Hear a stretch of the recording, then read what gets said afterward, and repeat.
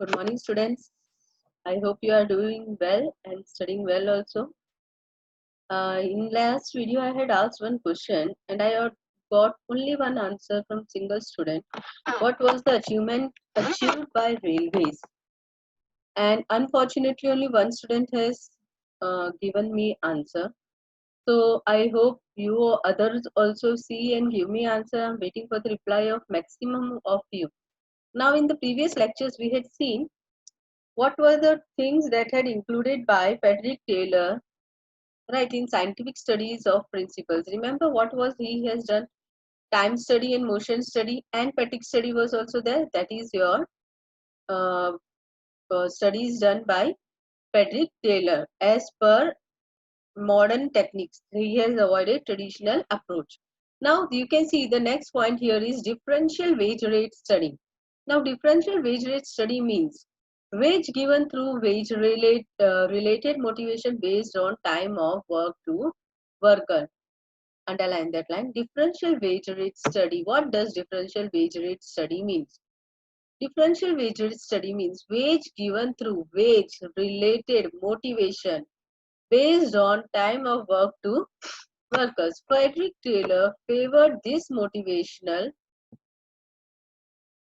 wage method. He favored this kind of wages motivational method. Each working in a factory have a different work efficiency. Considering this fact, efficient workers should get more wages and worker having less efficiency should get lower wages in terms of more production. Considering this fact, Frederick Taylor has given different wage rates. By considering these facts only, he has given different wage rates. Right? Is it clear? So the workers who are working with more efficiently, they should be paid more compared to the workers having less efficiency, lower efficiency. Remember three matters that are included in the wages. Three matters that were given by Frederick Taylor related to scientific management. What was the first? What was the first one? Every worker should be assigned work as per physical and mental ability. Yes or no? Second was, what was the work? Right? What is the work that they should do the work as per the whatever is assigned should be assigned as per their capability. Right? And the third one was that 30 to 400% incentive should be given. Remember, these were the three matters. Now, he had given 8 principles of scientific management. Remember, that also you have to analysis. What was that? Chalo, revise with me. Scientific method. Do you remember? Right? Scientific method is there. So, planning and implementation. Planning and implementation is so job analysis. Remember?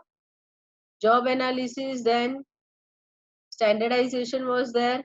Then other force. See, you have to remember all the 8 principles, and the most important one was, can anyone say that I had marked it IMP? Mental revolution, 8th one. Do you remember? Right, so that was in Principles of Scientific Management by given Frederick Taylor, F.W. Taylor. So, Principles of Management by Henry Fayol, this we had seen, you can see on my screen. Henry Fayol divided administrative principles of industrial unit in 6 parts for ease and clarification. These 6 are done. Then he has given 14 principles of management, division of work, discipline, unity of direction, remuneration of personnel, scalar chain, equality, initiative, authority and responsibility, unity of command, subordination of individual interest to general interest, centralization, order, stability of personal tenure, and spirit corps. We had seen all these 14 principles of management in our previous lecture. Now we are left with only one topic. You can see contribution of Peter F. Drucker in the field of management. We had studied about Henry Fayol and F.W. Taylor. This is also an IMP question. It's asked in a 2-mark question and a 3-mark question. What are the contributions of Peter F. Drucker in the field of management? Peter F. Drucker. The born year is 1909 to 2005. As well-known managerial leader, was also famous writer, philosopher, and an educator. What was he? He was a managerial leader, but he was famous for, so he was famous writer, philosopher, and an educator. There was challenge in global business arrangement due to globalization. Right? What is globalization? You know very well. In 1990s, our country has accepted globalization, and who was the reformer of this globalization was Mr. Mr. P.V. Narasimha Rao was the PM of India, and he has given instruction to financial minister of that time, Mr. Manmohan Singh. Right. So fortunately or unfortunately, we can say unfortunately, the reforms name has been given to Mr. Manmohan Singh, but the PV Narasimha Rao was the one person behind all these changes. So we are not going to discuss about it. But globalization in India was accepted at that time. What is globalization? You know, remember if you had studied in 11th standard, one village, one world. Remember, one world, one village. That was the statement. Means entire world is a one village, right? And in globalization, rule is compulsory. The countries, those who are accepting globalization, it is a two-way process. Supplying and accepting of goods both is necessary, right?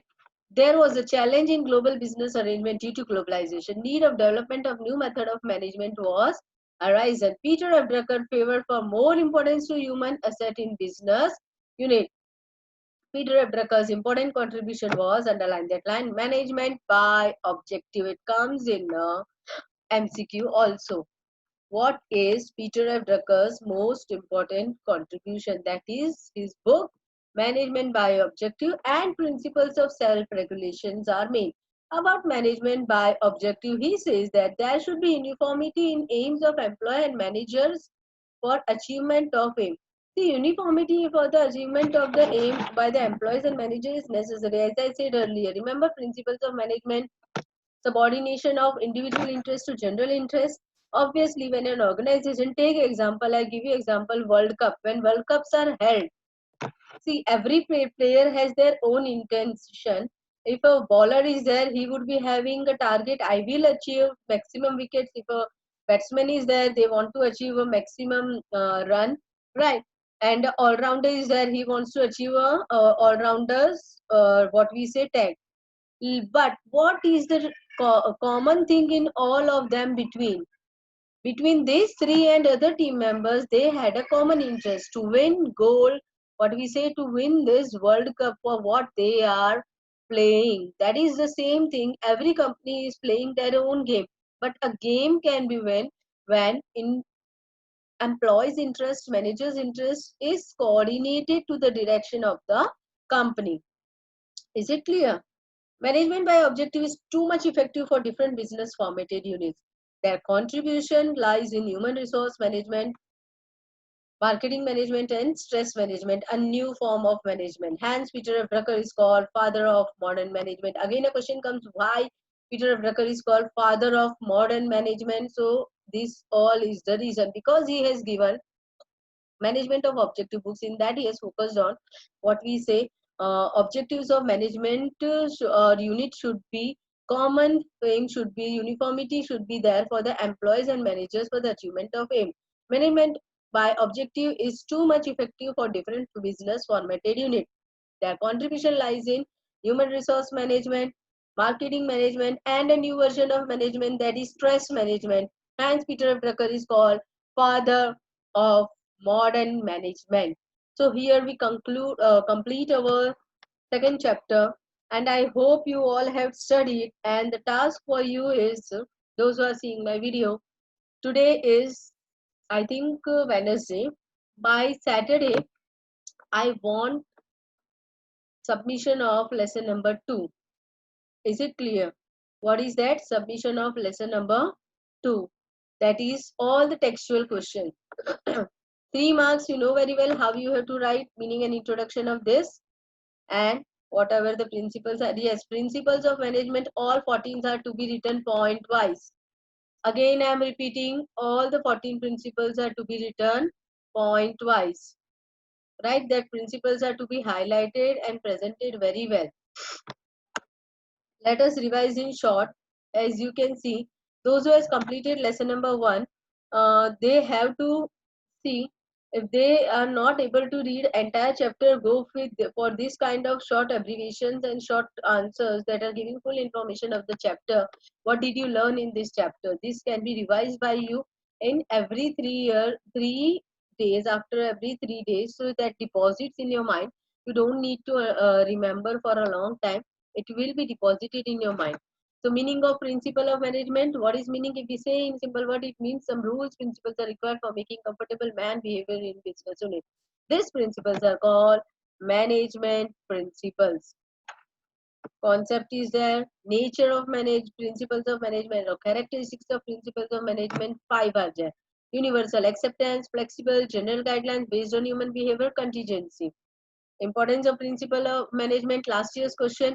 Increase in managerial efficiency, maximum usage and effective administration of resources, helpful for scientific and logical decisions to cope up with the changing business environment, to fulfill social responsibility, useful for research development and training.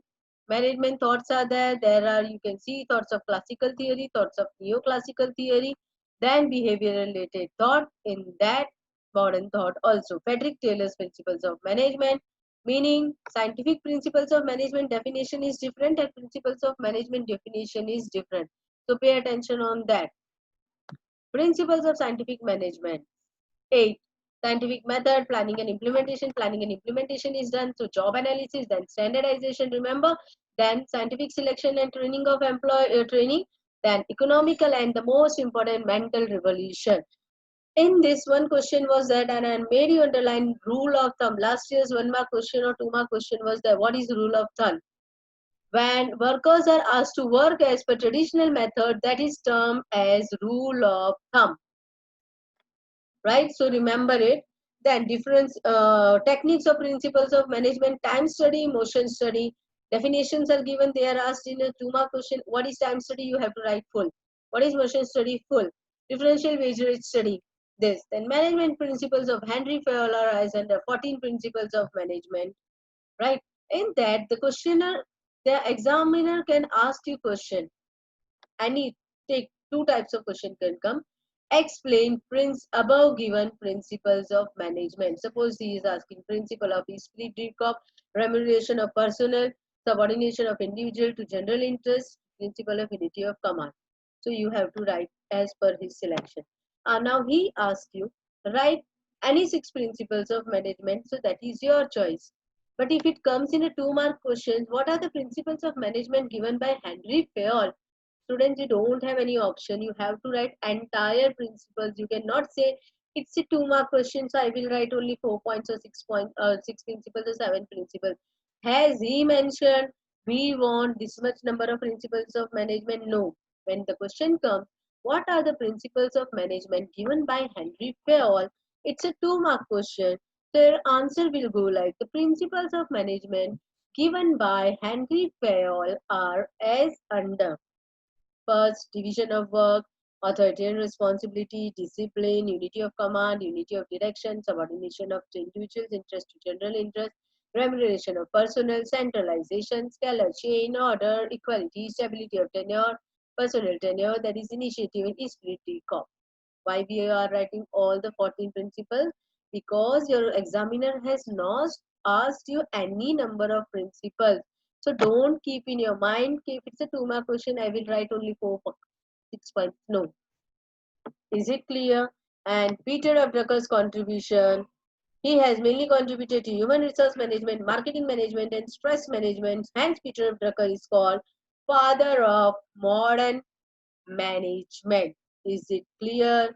So here we complete our lesson number 2.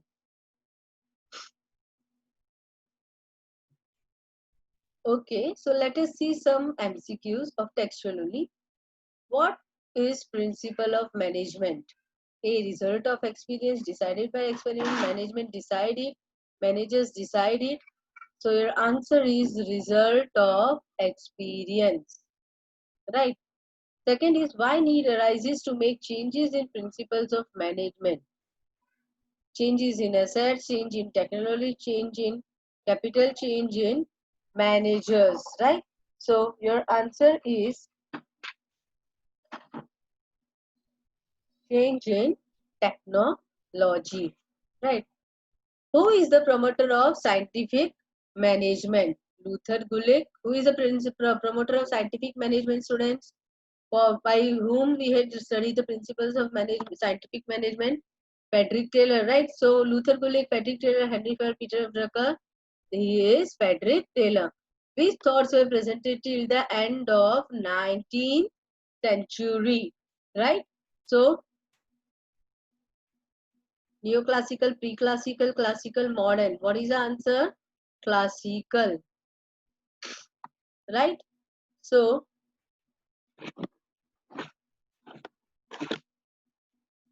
next is, who was the promoter of neoclassical thought? Who was the promoter of neoclassical thought? Can you give me the answer? Asberg, Henry Fayol, Frederick Taylor, Elton Mayo. Who was that? Elton Mayo. Who said that you save your employees will save yours everything? C.K. Prahlad, Professor Urvik, then Agrees or Peter F. Drucker. So this is the words given by Professor Urvik. Which management gurus given below have contributed in modern thought? Modern thoughts. You can see in your textbook, right? So what is that? C.K. Prahlad, Elton Mayo was in neoclassical. We had studied it. Max Weber was there and Henry Kent was there. So answer is C.K. Prahlad. Who had given general principles of management? Henry Fayol. It should be in on the tip of the tongue because general principles of management are given by Henry Fayol and scientific principles of management are given by Frederick Taylor. Method of removing waste generated from unnecessary movement done in wrong direction from any work is time study, motion study, different wage rate, or employees observation. Come on, give me the answer. Answer is motion study. Who was the founder of principle of management by objective? This is a book written by Peter F. Drucker. Which activity from the following is possible by implementing labor division, aggregation, specialization, simplification, and integration? What can be done by division of work? Specialization. If employees does not get appropriate compensation, then what arises? Labor turnover, promotion of labor, absence of labor, decline of labor turnover. What arises? Labor turnover. Is it clear? So we had seen MCQs. Next is, what is principles of management? What are the principles of management? Definition we had seen. It's a textual question. You can see, I'll do one thing. I'll WhatsApp you the image of the answers. What is time study? I had said you that can come in exam. What is unity of command? One of the principle of management. What is management thoughts? That is also a 1 mark question or 2 mark question. Which concepts are included in behavioral related thought? In modern thoughts, which order subjects are related with management? What is scientific management? What does principle of equality? Then principle of management are flexible. I had said you when I was teaching you. What is rule of thumb? Last year's question and IMP, it's a 2 mark question. So explain the principle of unity of command. Explain Taylor's differential wage rate study. Right. So here we complete our lesson number 2 and from tomorrow we'll start with planning. Before that, Saturday is the last day of submission of your text notebook and please submit it with your roll number and class so I can mark it who has presented their homework. Is it clear? And I'll share with you my mail ID. So email me on that ID only, not on WhatsApp.